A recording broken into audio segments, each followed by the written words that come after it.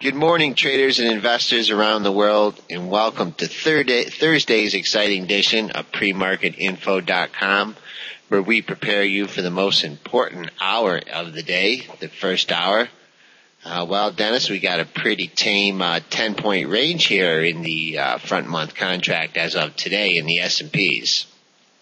Tight range overnight. I think they were probably waiting on the interest rate decision over there in Europe. So, and obviously we have jobless claims coming out at 8:30 here this morning as well. So lots of news. So maybe that's why we're keeping it tighter until we get all the news. Okay, I'm going to do the numbers and give you the background on the December contract today as of the 9:30 bell. They will be moving over to the March, but there'll still be plenty of volume in the D's, and we'll have some March numbers for you tomorrow. Globex high, 1266.50, folks. We are bumping into some major resistance here at 1268, which was the Globex high from Wednesday. 1267 was the interday high. And also you have Monday and Tuesday's high right in that area as well. So above 1268, folks, and we're going back to those October highs. So keep an eye on that level. If the 66.50 holds as the high of the day, we have a downside target at 1241. Globex low, kind of in the middle of nowhere, 1257.25. We did get down through the daily pivot, but I wouldn't turn bearish on the market until we took out that 1258.75 level. Moving on to the Big Ten, we got some action here in Apple Computer. Trading up smartly here, $3.41. Not quite up to Tuesday's high. We got some resistance at 394.63 and 394.61. Coming back on the downside, quite a bit above the close here. So we will look for that. To be good support. In fact, I noticed we also are trading above Wednesday's high at 390.94. So let's use that 391 level as support. If it breaks through there, we should test the close. Yeah, UBS coming out raising estimates there for Apple on strong iPhone sales. So another analyst getting on the Apple bandwagon, which is what's popping it up here this morning. I still wonder, we've had such a run, you wonder if eventually we're going to test 400 on this. I don't think we'll see it today, but over the course of the next few days, if we were to continue to get that up market, that 400 area still may come into play. Yeah, tight range in that yesterday. I'm just to keep an eye. The 393.65 is what we hit in the pre-market, so keep an eye on that level. Moving on to our next component, ExxonMobil continues to drudge north here. Making a new high at 81.86. Basically got two highs there, folks, 81.64 to 86. Breakout above there. Not much in the book here up until the 84 level.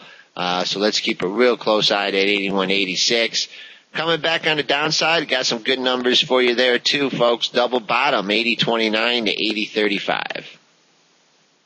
I do see a seller at 82. Didn't see him, so he's new. Not sure if he's real or not, but I see 100,000 shares offering 82 in the New York book. So obviously, those high frequency guys, they like that size, so they probably lean in the 81.90s and, obviously 81.80s. So I expect resistance in the upper 81s, if that seller holds there. Okay. IBM, the strongest, best stock in the world, as you heard here, and even Warren Buffett confirmed it. Made a new all-time high here at 194.90. That's really the only good resistance we can give you. Coming back on the downside, you have minor support at Wednesday's low, which is 191.28. But really like Monday and Tuesday's lows at the 190.30 area. So can't get bearish to stock until we take out that 190.30 level. We got 195. We got a seller for 80,000 shares, so that's going to give a little bit of a resistance there. I think that's why we probably topped out at 194.90 there yesterday. So expect same type of deal as ExxonMobil. Expect resistance up in the upper 194.90s as those high frequency guys lean on that, even in the 194.80s. Anywhere in the upper 194 is going to see a little bit of resistance until that 195 guy gets taken out. Okay, moving on to Mr. Softy. Just cannot find his way in this market. Just meandering. Can't get above this 25.87 level. That was Monday and Tuesday's highs. Came back, took out that 25.50 level, took out the previous day's low, traded down to 25.33. Just running into problems here, consolidating stock. Dennis, any good thoughts on Microsoft? Well, the only good thought you could say, is possibly because Apple's a little bit stronger today, you wonder if eventually Microsoft get a lift. I think yesterday's Microsoft's weakness was due to a little bit of, it wasn't Apple was real weak, but it was actually down on the day, so you wonder if that was, putting a little bit of pressure on Microsoft. And maybe with the Apple lift, that might help Microsoft a bit, but this thing in the upper 25s, there seems to be sellers up here, so I wouldn't be surprised if it did get up there, that 25.80, found sellers again. Okay, Chevron Corporation made a new high, 104.73. Got above it briefly in the pre-market, trading above the 105 level. So let's call 104.73 to 105 be our good resistance. Not much after that up until the 107 level, but I think you need the SPUs to blow through that 1268 to see that. Coming back, just trading around the close here. Not much in the form of support here down until Tuesday's low at 102.84. 2-point range in that stock, Dennis, yesterday. Pretty rare for Chevron Corporation. Yeah, it was pretty tight again. It's been having some tight ranges here. I think, it's kind of in the middle of its overall range. If you look at the last, month of trading, we were up in that 110 area, which we talked about as major resistance for quite the play today. But for you swing traders out there, that's kind of the number that I'm eyeing. If it gets up to there, maybe you try a short.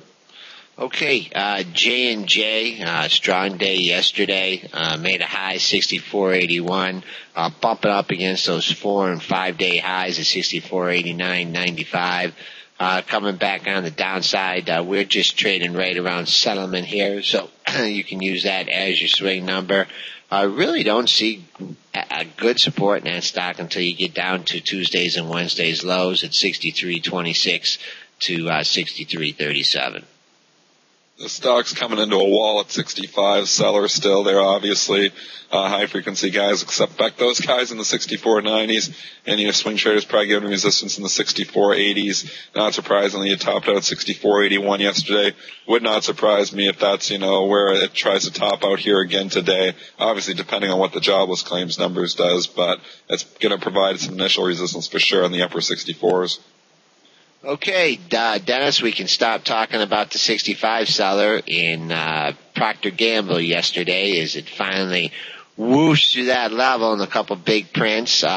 Blew up to 65.5, so that would be some good resistance today. Coming back on the downside, now you got to use that 65 as support level. Below that, you have 3 lows in a row, 64.45 to 64.69. I think a lot of that buying was going on due to the high frequency guys that were shorting against the 65 and then squeezing out what profit they could when it came back down. You're exactly right. Those guys that all sell in front of that 65 level there, and then they get on the bid right away, so they're trying to grab 10, 20, 30 cents, whatever they can grab. That's what really provided support to the stock, which is sometimes why you have to watch these things, because you don't have that high-frequency support now. So, if we want to do a sell-off, the stock actually can sell off. Sometimes you think it's bullish when, a huge seller like that gets taken out, but sometimes it can be bearish because you lose all that high-frequency trading support from them covering their shorts. So, there's probably not as many traders short this now. That being said, I do see some 65.50. I see another seller there for over 60,000 shares, so that might provide some resistance here again. 66, I'd imagine after that should be major resistance as well. Okay, moving on to AT&T, closed smack dab on the high of the day. I saw the specialist threw up like $8 million on the print there. Not exactly sure how much it gapped up, but 29.40, the rare high and close area, so that would be resistance. We've been talking about spotty sellers going all the way up. The real key number for me on the upside now will be 29.80. Which was the high back October 28th when the market made its corresponding high. Coming back on the downside, there's just a wall forming here at $29. Can't get bearish in stock until we do take out the 29. My number is still going to stay the same, 29.50, 29.40 being the high yesterday. So I'd expect resistance all the way from 29.40 to 29.50. Obviously, it takes that out, then you can talk about Joel's 29.80 number. Okay, General Electric, kind of a quiet day yesterday as well. really holding the 1650 level, Dennis. Tuesdays and Wednesdays low, 47 and 53. So you got major support at the 1650 level. Can't really call it a double top. 1683 was Wednesday's high. 92 was the previous day's high. So tight range there. Sure you run into some sellers at 17 as well. Yeah, 17, there was some sellers there. So if we get up there, we're still, if it continues to drift up, I think you'll see some pretty decent resistance in that 17 area. Okay, Coca-Cola, kind of a quiet day in that as well yesterday. You do have the old three-top formation here, 6702 to 6719, encompassing Monday, Tuesdays, and Wednesdays highs. If you can't get through that level, you'll run into some more resistance at the 6755 to 58 level, which is the 4 and 5 day highs. Coming back on the downside, Tuesdays and Wednesdays lows almost matching, 66.14 to 66.20, be good support in that stock today. See a little bit of size at 67.5 and obviously major size and resistance at 68. So I think you'll see your initial resistance in the 67.40s. If it takes to that 67.50, then I think you'll see major resistance in the 67.80s and 67.90s. Hey Dennis, when you're looking through the books and the New York Open books and the stuff, are you seeing any? I mean, we saw that 500,000 seller at Procter Gamble. It seems like you're always mentioning big sellers. In any of these stocks, are we too far away from big bids, or do you see anything of that nature? The problem is what typically happens is you have an up market. It's those stale old orders that institutions have thrown out. Those good old canceled orders that have been out there for a long time. So obviously, when we go into new areas, that's when we find these new sellers.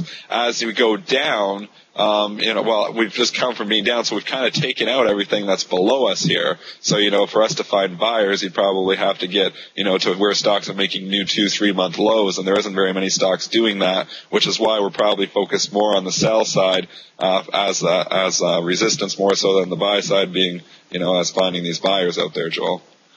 Okay. All right. Well, that's a wrap on our show for today. We'll be back with our market movers.